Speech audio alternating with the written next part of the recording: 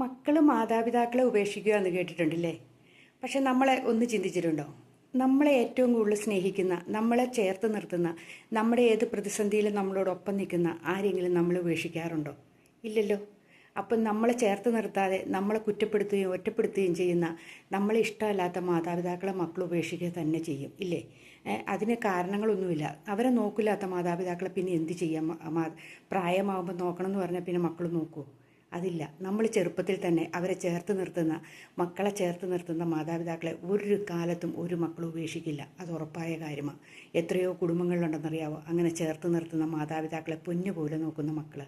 എന്നാൽ ചെറുപ്പം തൊട്ട് തന്നെ മക്കളെ ഒറ്റപ്പെടുത്തുകയും കുറ്റപ്പെടുത്തുകയും അകറ്റി നിർത്തുകയും അവർക്ക് ഒരു സ്വാതന്ത്ര്യവും കൊടുക്കാതിരിക്കുന്ന മാതാപിതാക്കളെ മക്കൾ പ്രായമാകുമ്പോൾ ഉപേക്ഷിക്കുക തന്നെ ചെയ്യും. അതുകൊണ്ട് ഓർത്ത് വിഷമിച്ചിട്ടൊന്നും കാര്യമില്ല. അപ്പോൾ ഇനിയുള്ള കാലമെങ്കിലും മക്കളെ ചേർത്ത് നിർത്താൻ ശ്രമിക്കുക. അതാണ് വേണ്ടത്. അല്ലാതെ പിന്നീട് കിടന്ന് മക്കൾ ഉപേക്ഷിച്ചു, മക്കളെ അങ്ങനെയാണ്, അവനെ വളർത്തിയത് വലുത്, ഞാൻ 10 മാസം പെറ്റു വളർത്തിയതാ, അങ്ങനെ ഇങ്ങനെയാന്നൊക്കെ പറഞ്ഞിട്ടൊന്നും ഒരു കാര്യമില്ലാന്നേ.